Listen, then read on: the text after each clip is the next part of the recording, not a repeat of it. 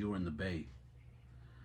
Uh, well, I think the, those that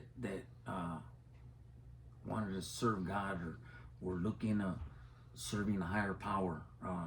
That's one of the things that I found that was real.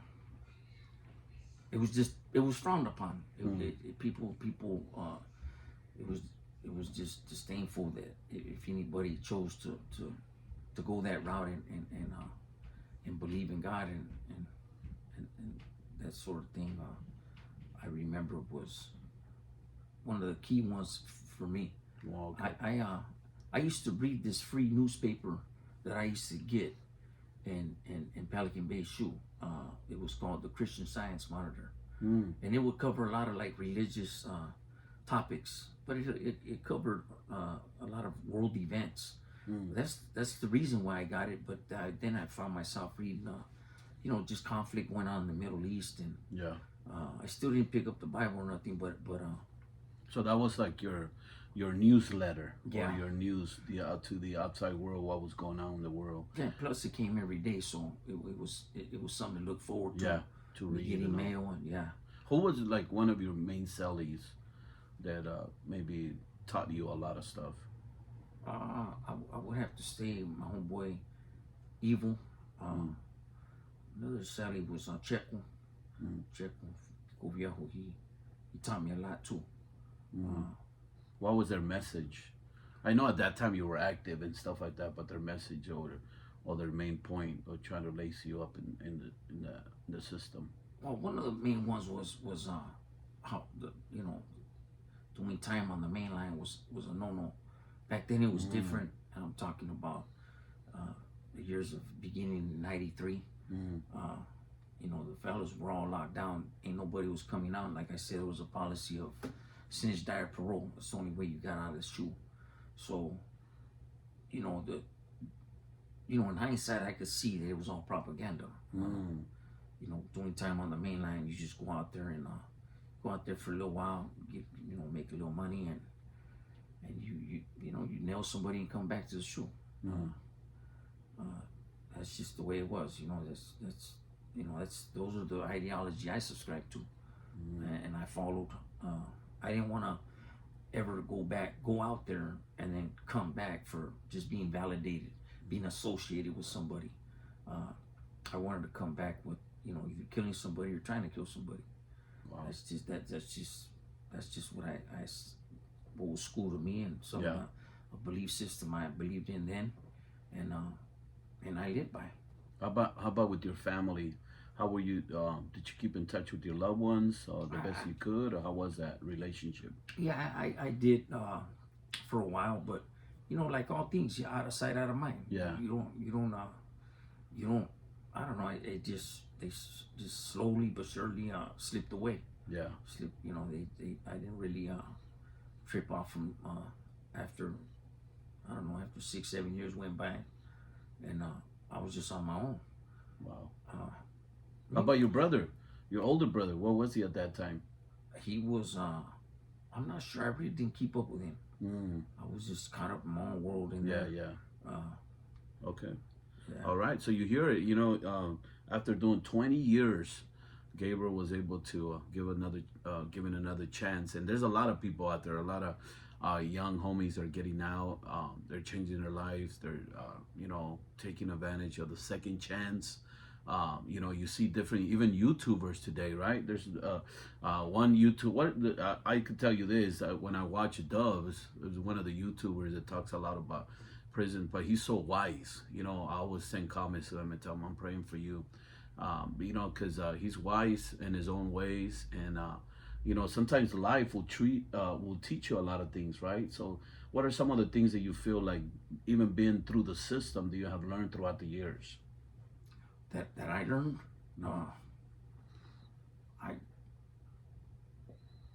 While I was in the system. Yeah.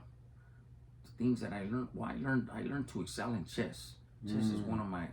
Not checkers. Not checkers. Pinochle. Chess is one of the things that I take pleasure in playing. Yeah.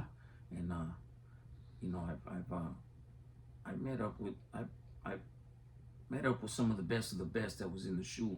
Well, Wow. that I was around as far as being in the Bay. Uh, I played some of the best back there. That's good. Uh, So and a you lot of do you reading. see life like that too? Like, because I know I hear you sometimes. You see life as a chess match sometimes, right? Yeah. Moves and stuff like that, right? You got to take your time and all that. Well, yeah. Chess is about strategy, about calculating. Yeah. Uh, There it is. just making your best moves in life. There it is for all the chess players out there. One thing I wanted to ask you, Gabriel. Thank you for sharing your heart and everything. And I hope there's youngsters out there listening. And that's why we wanted to do this podcast because we this is about real people, real struggles, but real changes also. And we all gone through our pains and our struggles, and sometimes it's not easy, right, to share our pains and struggles. Just put it out there, but we want to do it because if it can help one person, we done our job. But real quick, what would be the advice that you can give to your younger self? Let's say, what 20 years ago. What will be a good advice today? You've been out for what, 5 years? About About 6 years? 2018, yeah. Okay. I ain't returned to custody, so yeah, it's been a minute now. What advice? Uh, just not to not just stay away from gangs. It's all a lie. Gets you nowhere. Even though it might seem kind of popular or it's just gonna take you down a long path of destruction, uh, incarceration, misery, separation from your loved ones. Uh, this superficial camaraderie that you might find out there on the street. It only goes so far, and once you get incarcerated, then reality sets in that it was all for nothing. Then you encounter a bigger monster in there that goes against all the belief system that you bought into joining a gang. Uh, yeah, that's the advice I would just refrain from, using dope. That's big, right? Yeah, that's huge because a lot of times, well, for me at least, uh, it stemmed from running with the wrong crowd, then using drugs, and then committing crimes to fuel the drug habit. Uh, I went to federal prison too for a few years for bank robberies, and that was Wow. from slamming coke. I was 19 years old, fresh out of YA, didn't care about anything but just slamming coke. So yeah, that's another one that I would if I can, just impart to the youth out there today, stay away from dope. It's not Gangs. worth it. Gangs. It's just you're getting into something that you have no idea of what you're gonna encounter once you get incarcerated. It's just like I said, it's a whole other monster that awaits you, one that you will regret. And just ask some of these guys that are coming home. Yeah. I guarantee you they're not going back. Yeah. The ones that were doing life. I mean, Yeah. they keep their stats on the recidivism rate for lifers, and very few return back to Yeah. incarceration, and that's a fact. Yeah. Uh, And that's true. And nowadays, when you think about it, maybe I could ask this question, Gabriel, because yes, just last year alone, if you look at numbers, there was 20 people that died in our CDCR, in the state prison, in the system, 20 people. So nowadays, it's like you go do time, but you never know. Some people are going to pick up more time in there, or they're not going to make it home.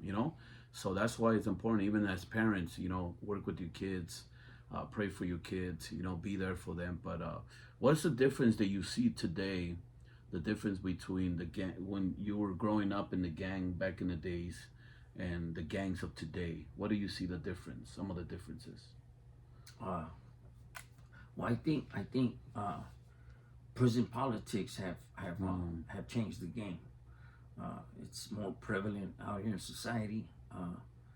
So, joining a gang today, uh, for instance, you might encounter somebody from a different county come to your neighborhood and run in your neighborhood, and so things like that go against the whole concept of you joining a gang. Yeah. You growing up with guys that just growing up with guys playing canicas, playing sports or whatever, and just protecting one another in the area you grew up in, and so now it's just different. Uh, it's different, and it's just it just killed the whole concept of the idea of when I got involved with gangs. Uh, Yeah. So it's different, right? And I see it too. I could say this. Somebody asked me that question, the difference. I was involved in gangs in the 90s, and the difference today, two things that I see. First of all, social media. Social media has changed the whole entire game because there's some gangs, they're involved in social media, but they're not posted. It's different now, and every crime they commit, they have to put it on social media, and that's how they get caught a lot of times. Another thing is that I see that this generation, the access to guns, it's so easy to get a gun nowadays. Back in the days, weapons were used, but there were different weapons.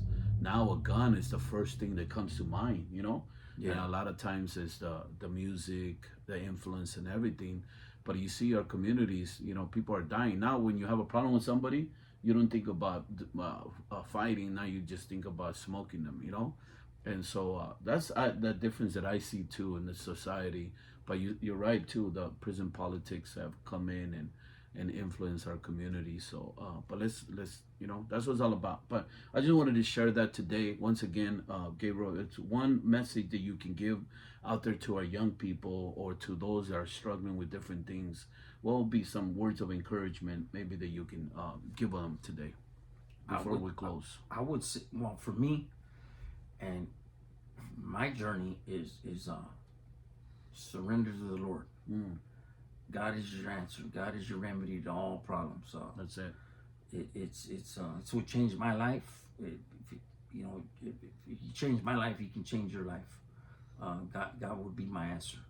Uh, all that other nonsense that plays out, it's not worth it. You're gonna just throw your life away, and fortunately for me, I had another opportunity to come home, and God got a hold of me, and He changed my life. There's no other answer I can give, but God, Jesus Christ, That's good. So, and you didn't have to wait to be in prison to give his life to the Lord. He came out and gave his life to the Lord. That takes a lot too. It's about taking advantage of the opportunity that is given to us. So that's what worked for Gabe. That's what worked for me. So I want to encourage you to find a place